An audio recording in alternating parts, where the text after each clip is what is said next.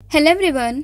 स्वागत है आप सभी का आपके अपने YouTube channel Ravi study IQ GK पर। और आज के इस वीडियो में हम डिस्कस करने वाले हैं ज्योग्राफी के टॉप 50 इंपॉर्टेंट क्वेश्चन जो आपके आने वाले सभी एग्जाम के पॉइंट ऑफ व्यू से काफ़ी इंपॉर्टेंट होने वाले हैं।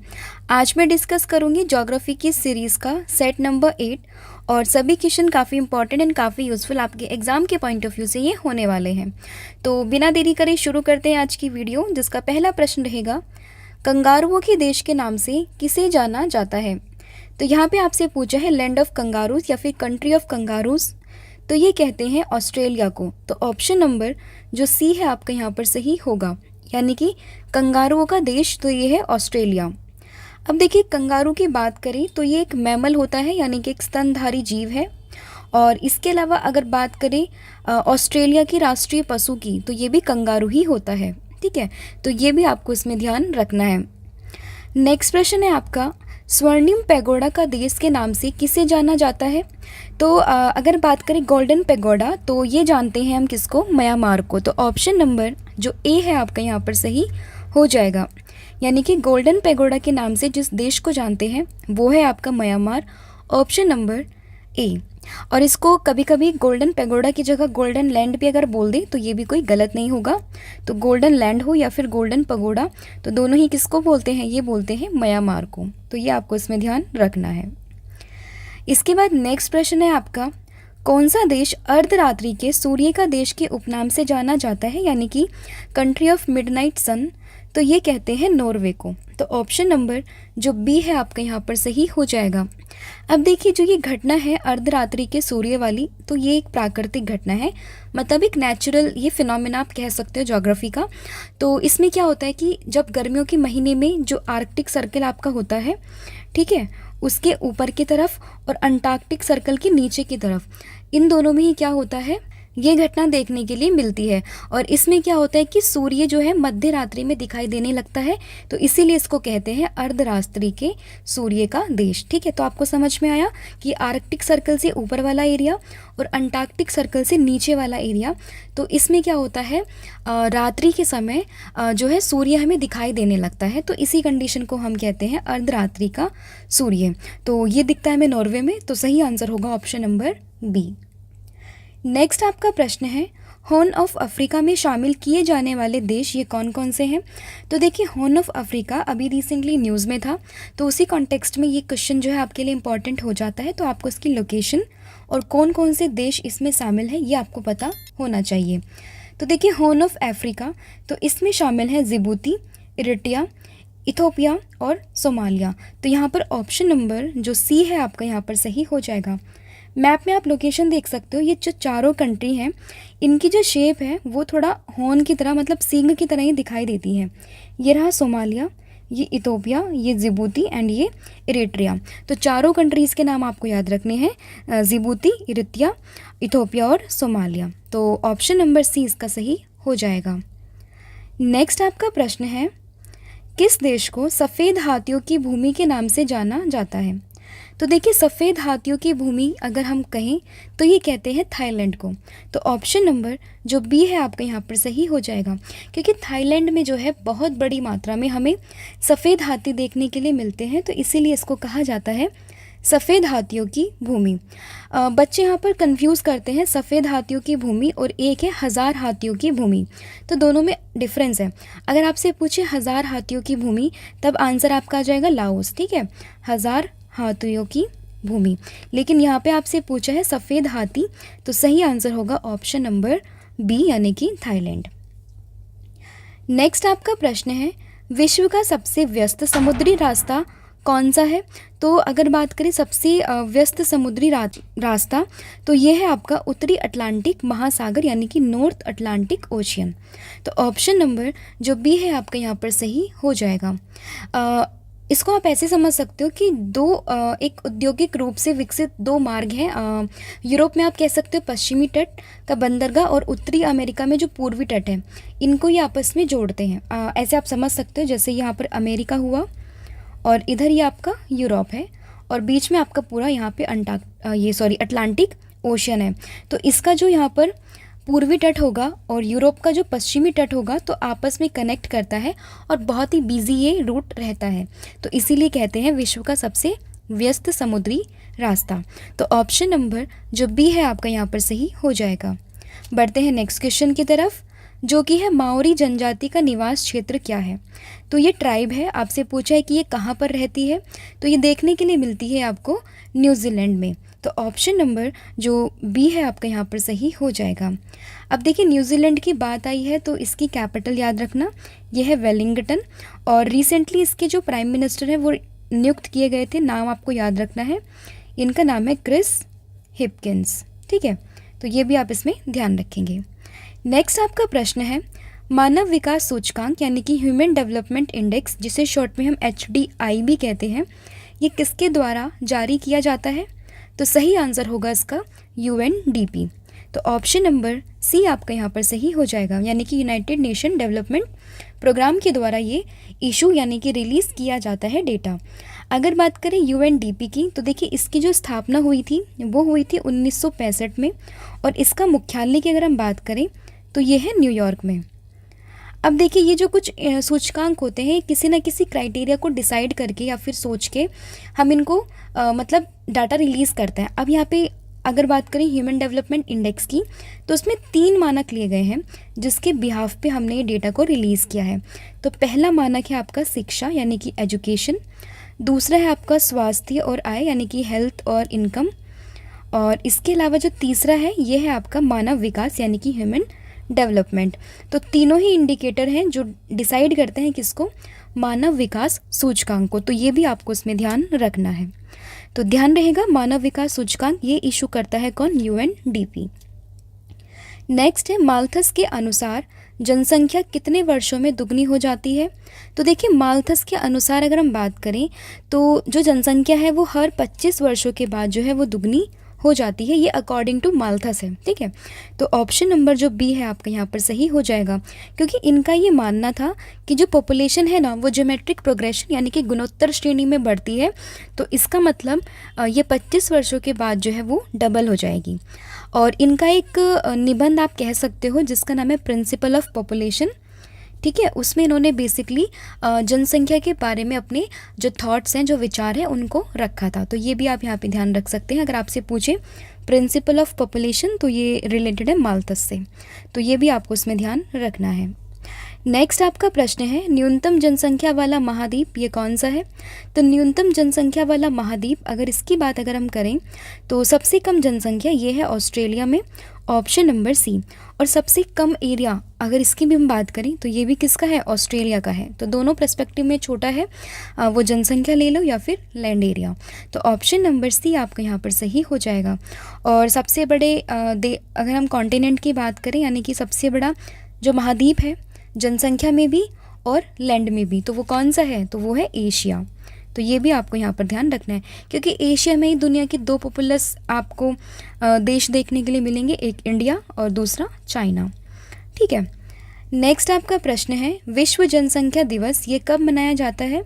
तो विश्व जनसंख्या दिवस ये मनाते हैं हर साल 11 जुलाई को। तो ऑप्शन नंबर ए आपका यहाँ पर सही हो जाएगा। देखिए आजकल एग्ज़ाम में क्या है कि डेट के बजाय आजकल थीम्स पूछने लगे हैं। अगर कोई इम्पॉर्टेंट डेज आपका आता है तो साथ साथ आपको उसकी थीम भी याद करके चलनी है। जैसे अगर हम बात करें विश्व जनसंख्या दिवस की, तो 2023 में इसकी जो थीम थी वो क्या थी, ये थी unleashing the power of gender equality. ठीक है, तो ये है इसकी theme, unleashing the power of gender equality. तो ये थीम भी आपको ध्यान रखना है और ये दिन कब मनाया गया है ये भी आपको इसमें ध्यान रखना है। नेक्स्ट आपका प्रश्न है संसार की सबसे महत्वपूर्ण जहाजी नहर कौन सी है। तो ये है स्वेज कैनाल या स्वेज नहर, ऑप्शन नंबर जो डी है आपका यहाँ पर सही हो जाएगा। लोकेशन आप ये देख सकते हैं, ये है आपके स्वेज कैनाल और ये मैनमेड कैनाल है और काफ़ी इम्पॉर्टेंट ये है। इसकी जो कंस्ट्रक्शन स्टार्ट हुई थी वो हुई थी 1859 में और जो काम कंप्लीट हुआ था वो हुआ था 1869 में। तो ये भी कई बार पूछ लेते हैं, तो ये भी आपको ध्यान रखना है। यानी कि ऑपरेशन में आई थी 1869 में, लेकिन बनने की शुरुआत ये हुई थी 1859 में। और सबसे महत्वपूर्ण जहाजी नहर ये है स्वेज नहर, ऑप्शन नंबर डी। नेक्स्ट आपका प्रश्न है निम्नलिखित में से भारत की सबसे लंबी स्थलीय सीमा किस देश के साथ लगती है? तो सबसे लंबी स्थलीय सीमा की बात करें तो ये लगती है बांग्लादेश के साथ। तो ऑप्शन नंबर जो डी है आपका यहाँ पर सही हो जाएगा। हालांकि कई बार मैं आपको ये क्वेश्चन बता चुकी हूँ, लेकिन इंपॉर्टेंट है इसलिए मैं आपको बार बार ये रिवाइज कराती रहती हूँ। तो देखना, इसका सही आंसर होगा ऑप्शन नंबर डी, यानी कि बांग्लादेश। और सबसे छोटी ये लगती है अफगानिस्तान के साथ, कितनी? 106 किलोमीटर।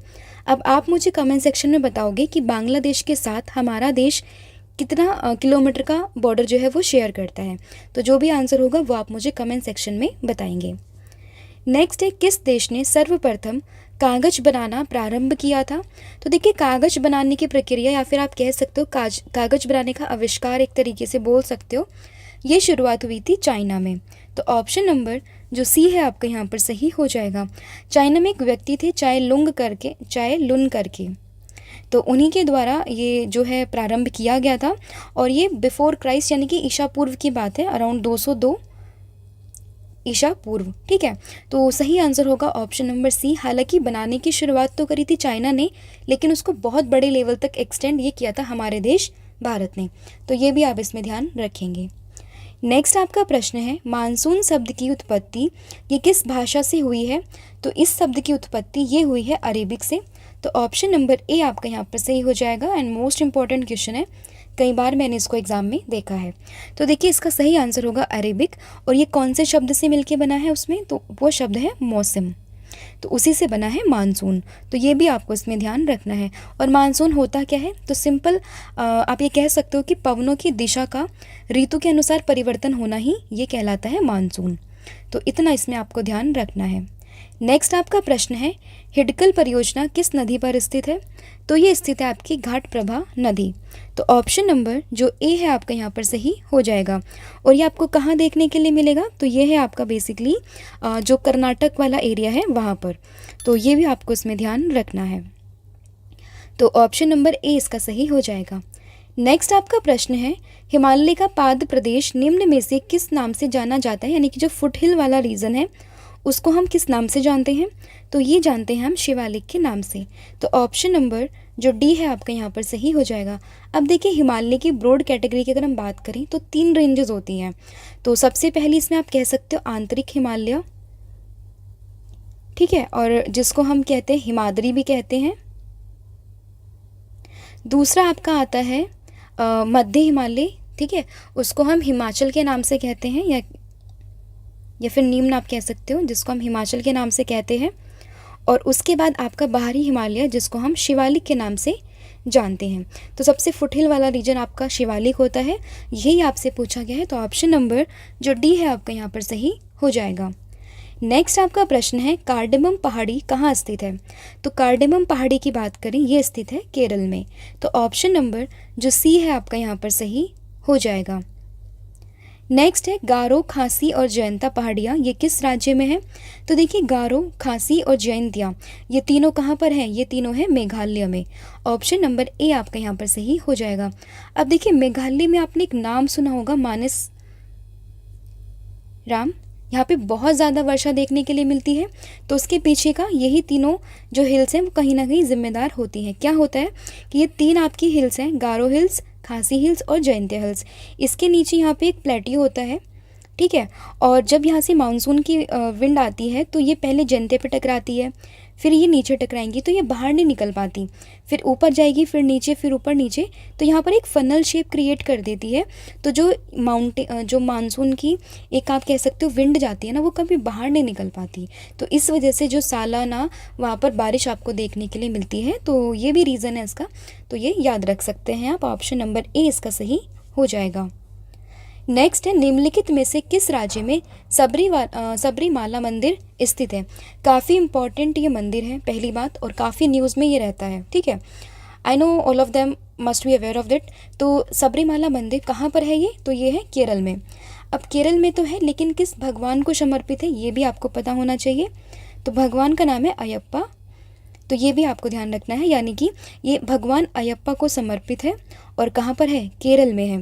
काफ़ी कंट्रोवर्शियल है ये, मतलब कुछ जजमेंट्स वगैरह चल रहे हैं, लेकिन न्यूज़ में काफ़ी रहता है, तो आपको ध्यान रखना है। नेक्स्ट आपका प्रश्न है, अंडमान और निकोबार द्वीप समूह में सबसे अधिक ऊंचाई वाली चोटी कौन सी है? तो सही आंसर होगा saddle peak, option number A. यानी कि अंडमान और निकोबार में जो सबसे ऊंची चोटी है वो है आपकी सैडल पीक। नेक्स्ट आपका प्रश्न है, क्षेत्रफल की नज़र से विश्व का सबसे बड़ा डेल्टा ये कौन सा है? तो क्षेत्रफल की दृष्टि से सबसे बड़ा डेल्टा तो ये है आपका सुंदरबन डेल्टा, जो कि गंगा ब्रह्मपुत्र रिवर के द्वारा बनता है। तो ऑप्शन नंबर जो बी है आपका यहाँ पर सही हो जाएगा। नेक्स्ट आपका प्रश्न है, सर्वाधिक ऊंचाई पर स्थित नौकायन झील कौन सी है? तो इसका सही आंसर होगा आपका ऑप्शन नंबर ए, यानी कि टीटीकाका। और ये कहाँ है? तो ये पेरू और बोलीविया की सीमा पर स्थित है, तो ये भी आपको इसमें ध्यान रखना है। पेरू और बोलीविया की सीमा पे स्थित है आपकी टीटीकाका झील। नेक्स्ट आपका प्रश्न है, विक्टोरिया झील कहाँ पर स्थित है? तो विक्टोरिया झील की बात करें तो ये कहाँ पर है? तो ये आपको देखने के लिए मिलेगी अफ्रीका में। तो ऑप्शन नंबर जो डी है आपका यहाँ पर सही हो जाएगा। और जो विक्टोरिया झील है वो नील नदी जो है वहीं से निकलती है, मैंने आपको बताया था, विक्टोरिया और लेक ताना, ठीक है। और फाइनली ये मेडिटेरियन सी यानी कि भूमध्य सागर में जाकर मिल जाती है। तो ऑप्शन नंबर जो डी है आपके यहाँ पर सही हो जाएगा। नेक्स्ट है, किस देश को हज़ार झीलों की भूमि कहते हैं? तो हज़ार झीलों की भूमि ये कहते हैं फिनलैंड को। तो ऑप्शन नंबर ए आपका यहाँ पर सही हो जाएगा। इसमें तकरीबन 1,68,000 से भी ज़्यादा झीलें आपको देखने के लिए मिलती है, ठीक है। तो इसको कहते हैं हज़ार झीलों की भूमि। नेक्स्ट आपका प्रश्न है, विश्व की सर्वाधिक खारे जल की झील वान झील जिसको कहते हैं वो किस देश में है? तो सही आंसर इसका हो जाएगा टर्की, ऑप्शन नंबर सी। और इसमें लगभग 333% का जो है खारा पानी का यहाँ पे परसेंटेज देखने के लिए मिलता है, तो ये भी आपको इसमें ध्यान रखना है। नेक्स्ट आपका प्रश्न है, गोकक प्रपात किस जिले में स्थित है? यानी कि गोकक फाल ये कहाँ पर लोकेटेड है? तो ये है कर्नाटक के बेलगाम में। तो ऑप्शन नंबर जो ए है आपका यहाँ पर सही हो जाएगा। नेक्स्ट क्वेश्चन होगा, विश्व की सबसे बड़ी मीठे जल की झील ये कौन सी है? यानी कि फ्रेश वाटर लेक, तो ये है आपकी लेक सुपीरियर। तो ऑप्शन नंबर जो बी है आपका यहाँ पर सही हो जाएगा, ठीक है। और देखिए जो सुपीरियर लेक है इसके मैंने आपको कई बार बताया ये 5 ग्रेट लेक का भाग होती है। अब वो 5 ग्रेट लेक कौन सी है ये भी मैंने आपको कई बार बताया है, जैसे कि कौन कौन सी है। तो lake superior, lake heron, lake eri, lake Ontario और लेक मिशिगन। तो ये 5 लेक हैं आपकी जो कि आपका 5 ग्रेट लेक बनाती है, और उसमें से एक लेक है सुपीरियर जो कि मीठे जल की झील है। नेक्स्ट आपका प्रश्न है, मंगल की परिक्रमा करने में कक्षा में जाने वाला प्रथम एशियाई देश का नाम क्या है? यानी कि कौन सी पहली कंट्री थी एशियन जो कि मार्स पर गई थी? तो ये है अपना प्यारा देश भारत। तो ऑप्शन नंबर जो सी है आपका यहाँ पर सही हो जाएगा। देखिए हालांकि गए तो और भी कंट्रीज़ थी लेकिन एशिया कंट्री नहीं थी। और अगर बात करें पहले ही अटेम्प्ट में जाने वाली तो ये अपना देश भारत था। तो इनकी ऊपर एक मूवी भी बनी हुई है, आप देख सकते हैं, मंगल मिशन के नाम से। तो मॉम करके एक मिशन था, ठीक है। तो ये गया था हमारा पहला भारत जो देश था ये गया था मार्स पे, ठीक है। और ये कब गया था? 2013 की ये बात है, 5 नवंबर में ये गया था। और कौन से रॉकेट से गया था? तो PSLV C-25, ये भी आपको इसमें ध्यान रखना है। तो ऑप्शन नंबर सी यहाँ पर आपका सही हो जाएगा। नेक्स्ट आपका प्रश्न है, शांत समुद्र और तूफानों का महासागर निम्न में से कहाँ स्थित है? तो ये स्थित है चंद्रमा पर। तो ऑप्शन नंबर जो ए है आपका यहाँ पर सही हो जाएगा।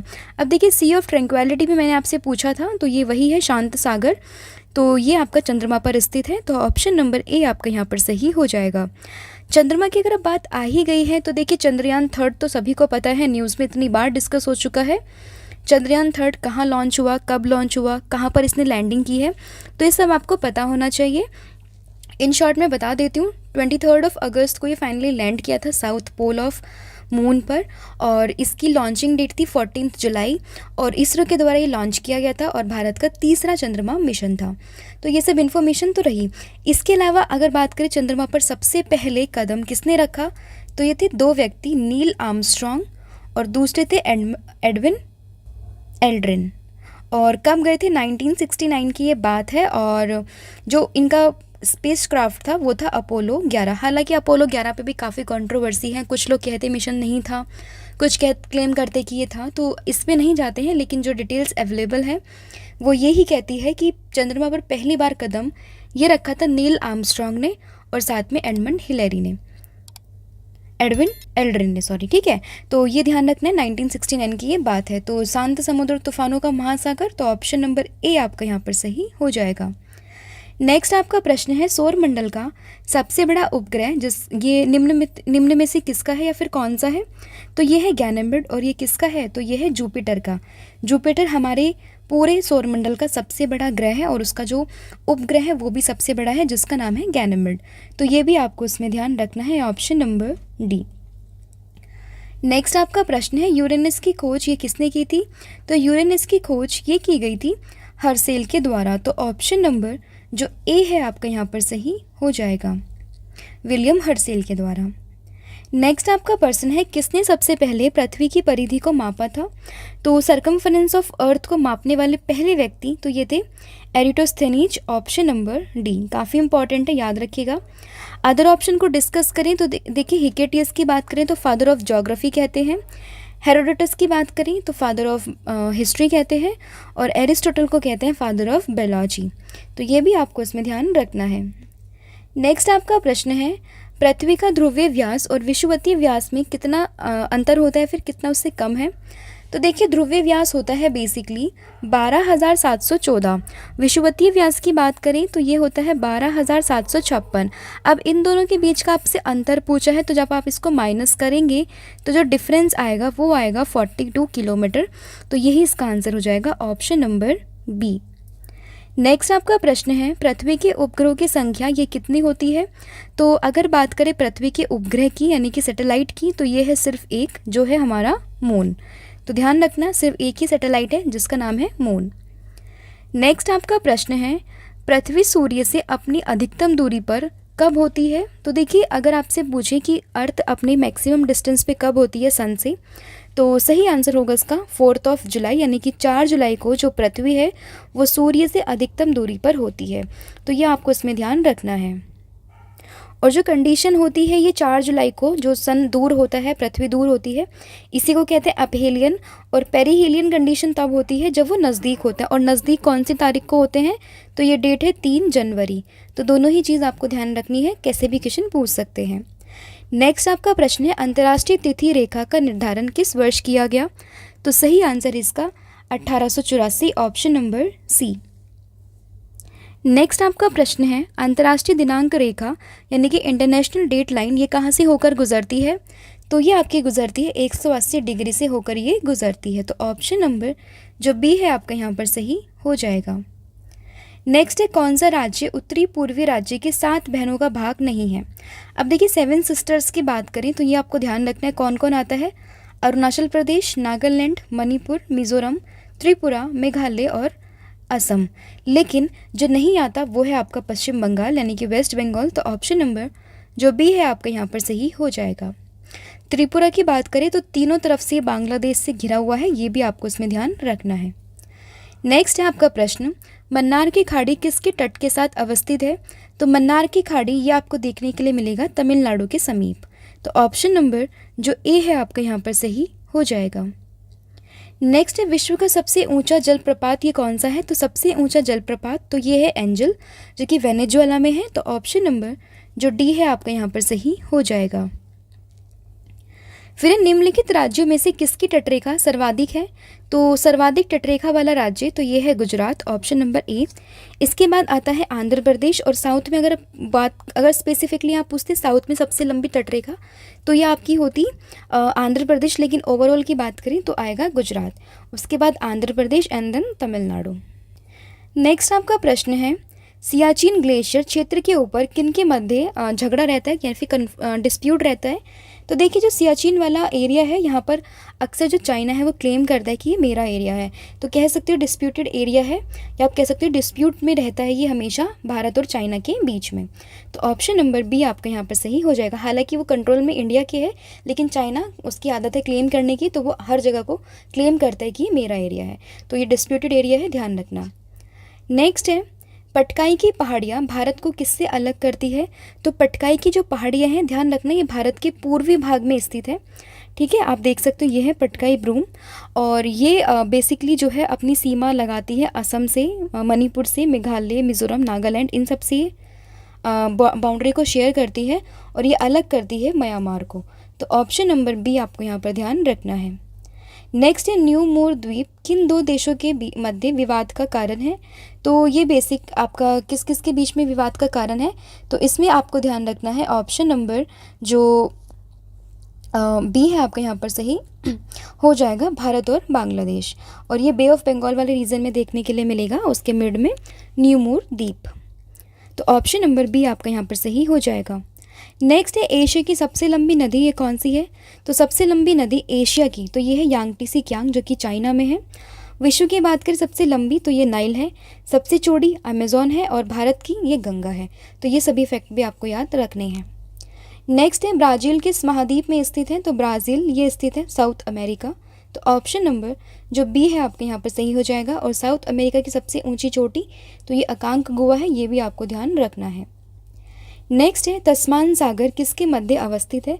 तो तस्मान सागर की बात करें तो ये स्थित है न्यूजीलैंड और ऑस्ट्रेलिया के बीच में। Option number C. नेक्स्ट है काला सागर किस देश के दक्षिण में स्थित है। तो काला सागर की बात करें तो ये बेसिकली स्थित है किसके दक्षिण में, तो ये है आपका तुर्की। Option number C. नेक्स्ट आपका प्रश्न है सारगोसो समुद्र किस महासागर में स्थित है। तो सारगोसो की अगर हम बात करें तो ये बेसिकली स्थित है कहाँ पर, तो ये स्थित है आपका Atlantic ocean. Option number A. और सारगोसो की एक खासियत है कि एकमात्र ऐसा समुद्र है जिसमें कोई भी समुद्री तट नहीं है, तो ये भी ध्यान रखना है। तो ये थे आपके 50 क्वेश्चन रिलेटेड टू ज्योग्राफी। सभी क्वेश्चंस जो हैं प्रीवियस ईयर में पूछे गए हैं और काफ़ी रिलेवेंट है आपके एग्जाम के पॉइंट ऑफ व्यू से। होपफुली वीडियो आपको पसंद आया होगा। आपने कितने क्वेश्चन सही किए हैं कमेंट सेक्शन में ज़रूर बताएं। अब आपसे मैं क्वेश्चन पूछती हूँ 2 टेस्ट के, जिसके आंसर आप मुझे कमेंट सेक्शन में दोगे। तो पहला आपका प्रश्न है क्षेत्रफल की नज़र से विश्व का सबसे बड़ा डेल्टा ये कौन सा है, तो इसका आंसर आपको देना है। और दूसरा प्रश्न आपके लिए पटकाई की पहाड़ियाँ ये भारत को किससे अलग करती हैं, तो दोनों का ही आंसर आप मुझे कमेंट सेक्शन में बताएंगी। और क्वेश्चन से रिलेटेड जो भी एक्स्ट्रा फैक्ट आपको पता होते हैं तो प्लीज़ आई रिक्वेस्ट यू कि आप पूरा आंसर जो है वो कमेंट सेक्शन में लिखें। इससे आपका ही फ़ायदा है कि आपको लॉन्ग टर्म के लिए चीज़ें याद रहेंगी। तो इसका आंसर भी आप मुझे कमेंट सेक्शन में ज़रूर बताएंगी। तो आज के लिए इतना ही है। इसके अलावा PDF मैं आपको ऑलरेडी बता चुकी हूँ, हमारी 8 महीने की PDF है करंट अफेयर की, वो लॉन्च हो चुकी है हमारी वेबसाइट पर, जिसका नाम है www.ravibooks.pdf.com। काफ़ी इंपॉर्टेंट वो PDF है, जाकर आप चेकआउट कर सकते हैं, लिंक आपको डिस्क्रिप्शन में मिल जाएगा। तो आज के लिए इतना ही है। Thank you so much, have a good day.